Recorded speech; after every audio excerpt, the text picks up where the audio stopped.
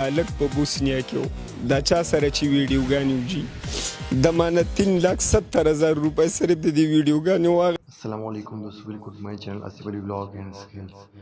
دوستانو نن مې یو داسې ویډیو راوړې ده چې زموږ د ځوانانو دپاره، زموږ د پښتنو دپاره، خاص کر د غریبانو دپاره ده چې یو ملک پرېږدي او بل ملک ته ځي، په غلا باندې ځي. دلته کې مور پلار باندې څه تکلیف تېرېږي. نو د یوسف جان الله یو ویډیو مې راوړې ده ستاسو دپاره، انشاءالله ستاسو به خوښه شي. او که ویډیو مو خوښه شوه نو د دوستانو سره شیر کړئ. دوستانو راځئ چې په دې ویډیو باندې زه تاسو ته نن ریاکشن وکړم. تاسې هم وګورئ، زه یې ګورم سره.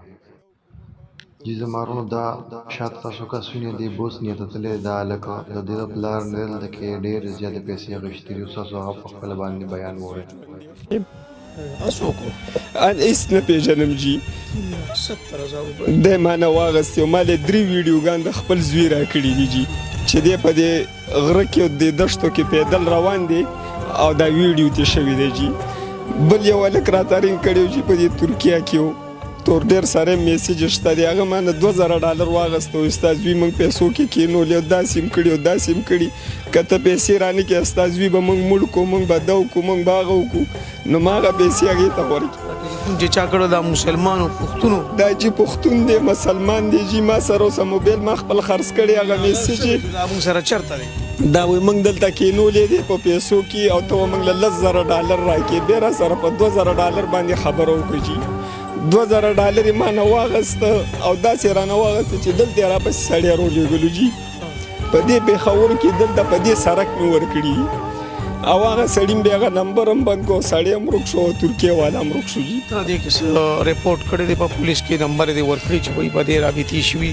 نه جي ما هېڅ راپورټ نه دی کړی. خلک مې هېروي جي، وایي ایجنټ په دې مړ کړي، ایجنټ به دا وکړي، ایجنټ په هغه وکړي. بس ایجنټ باندې که تاسو FIR وکړو داسې به دې کړي او داسې به کړي. دې وجې زه هېڅ نشم کولی جي. به زه خپله هېرېږم، غریب سړی یم، ټیکسي چلوم، باروز هم دا دی چې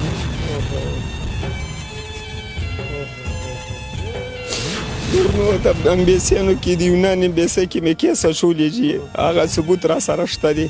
بیا یو سلیپ دی راکړی دی، سلیپ هم ما سره شته دی جي چې په یونان کې موږ سره ستا دا زوی نشته دی. عامر ترکي ته تللی و، په ترکي کې 3 کاله تېر کړه. خو دغه دوران کې به د کوشش کو چې زه یورپ ته ور وړم، خو ناکام شو. بیا چې کله یو ځل بیا کوشش کړی دی د هغې نه څه 2 کاله مخکې، نو بیا د یورپ په لورې چې څنګه بیا د ترکي نه کوشش کړی، دا سړی غیب دی. او زه بار بار په دې پروګرامونو کې وایم ټول نوي کول ته چې دغه لارې د مرګ دي. دا ته چې وایي ته دغه ځای کې مستقبل دی، دغه ځای کې مستقبل نه دی. دغه ځای کې اکثر اجل ناست دي. ښکلې ځوانۍ دي، خو یاره بس امیر به م یقینا چې د خپل پلار ته کتلي، مور ته به یې کتلي، د کور حالت ته به یې کتلي، د خپلې نستۍ دونه وزوري زما دا بچې چې د اجل پسې م ځي. وایي چېرته مړه، چېرته دا نیمه ډوډۍ پورې شي. امیر ته به م ښه پته لګي چې هلته کې څومره خطرات دي، څومره باډرې چې ته کراس کړې. دلته سړی ترخم نه خواني شي اوړېدی، څه کوړېدی شي نه شي. او ته چې بیا د بار ملکونو سرحدونه کراس کړې او ور وړې، استاد دا ډېر ګران کار دی. د هغې ګولۍ ستا سینې ته لیوالی ناست دی، د هغې سپي کوتري او د هغې کنډتارې میغونه ستا خپو ته تیار ناست دي چې دا به زه چوپل کوم. خو بیا هم زما د نستۍ والې دغه بچیان په دغه لورې ځي او چې کله روک شي نه یو جړغوني پلار ارمان کوي چې بچیا چېرته به او په یو تمبه کې د تمې نه خوا په یو کټ کې یو مور دا ارمان کوي چې بچیا په دې ژوندانه مې راشه چې دې ووینم. مور هارټ اټیک والې ده، خدای خبر چې به کوم حل به وي. پلار خو یې دا دی چې خبرې کمې او اوښکې زیاتې. حکومت ته هم دا ګزارش کوم چې دم پکې خپل دې دپاره چې کوم ایجنټان سرګرم دي FIA ته خصوصا چې دا ایجنټانو ته لاس واچوي. او بیا خپلو مینهوالو ته دا وایم چې کوشش کوم چې د امیر دا تصویران هم تاسو سره زه شریک کړم، نمبر به یې تاسو ته ښکاري. تاسو په دې کې هم خپل کوشش وکړئ چې دا بچی به چېرته دا تصویرونه یې خواره کړي، دا نمبر یې خواره کړي چې دغه تللی بچی واپس خپل کور ته راشي، خپل وفي الله له راشي، هغه مور له راشي چې هغه انتظار کوي د خپل بچی. ډېره مهرباني جي، ډېره مهرباني. الله مې عزت وکړي چې بچې زما یې دې زوی غم وشي. دې 2 کاله دې ترکیه کې ما ته کار کړی، د ما نه په ترکیه کې چې موږ یې ډېر ښه ساتلي وو جي. ښې پیسې ماته رالیږلي 40,000 50,000 10,000 د میاشتې مور له څونه جوړه کړله د کور کوشش یې کولو چې کور دپاره پیسې جمع کوم چې کور د نه والم کور د کرایه دا چې دا زما د کرایه کور دی دا کوارټر دي زه په دې کوارټر کې په کرایه پروت یم دې د ځمکې خبره روانه کړې تاله ځمکه عالم دې کې وې زه ځم یورپ ته هغه پیسې هم دا ډېر ایجنټ یوړې زوی م رانه وړې دی چې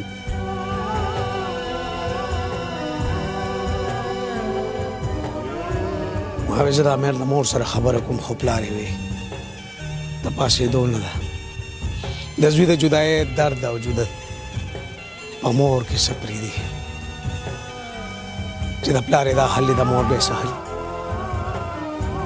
مور یې په دې هیله چې رب دې وکړي چې ستا امیر ستا کور ته راشي ستا ماته ساګانې روغې شي او ته بیا د ژوند ټول ارمانونه ترلاسه کړي الله دې وکړي چې دا امیر ستا کور ته واپس راشي ستا را جهاد دوباره جوړ شي الله تعالی صحت درکړي وفي الله موږ خپل کوشش کوو او الله به خیر کړي شمشاد امین موږ سره رابطه کړې وه او زه ستا هم ډېر زیات مشکور یم چې ته په دې مالت کې اوسې خو تا د چا د اوښکو لږ احساس وکړو او خبر شو موږ دې پرې خبر کړو شمشاد امینه ته په دې ګاونډ کې اوسې د خپل موبایل نمبر ته هم ماته ستاسو ډېره شکریا ادا کوم چې تاسو موږ له راغی د خیر حاجي او زما نمبر دی 0308 52 915 ډېره مننه الله زو او موږ ته به ډېره دعا کوې او زوی به راشي انشاءالله بیماره ښځه ته ډېره دوا کوي ډېره دوا تاسو ته کوي چې الله ډېر عزت وکړه قدرمن شي خوشحاله کړه ایثار شي چې کنه تاسو ډېره مهرباني او چې کله مې راشي بیا موږ ته ضرور وایه ښه الله خوشحاله وبس انشاءالله ولې ډېره مهرباني ډېره دوستانو هیله لرم چې تاسو به دا ویډیو خوښه شوې وي او دعا کوئ چې د مور او پلار ته خپل د زړه سره میلاو شي او دوستان دا ویډیو سره شیر کړئ او دا نمبر یې پکې ورکړی دی کو چا سره هم د دوی معلومات میلاو شي نو الله د رضا دپاره دوی سره کنټیکټ وکړئ او دا ویډیو د یوسف جان لاله ډېره زیاته شیر کړئ او یوسف جان لاله ډېره زیاته مننه چې داسې ویډیوګانې کوي ځکه چې د دې پلار د دې خبرو نه پته لګېدله او مور یې خو دننه هارټ اټیک پرې راغلی نو هغه ملاسته نو دوستان موږ له خپل مور پلار قدر پکار دی او موږ له داسې قسمه کار نه دی پکار چې بیا موږ ستومانه یو دلته زموږ مور او پلار ته روپیږي او موږ هلته کې په یورپ پسې ګرځو په ډالرو پسې ګرځو او په خپل لایف او په خپل فیوچر داسې فیوچر دی به بلا ولګي دوستانو دا ویډیو سره شیر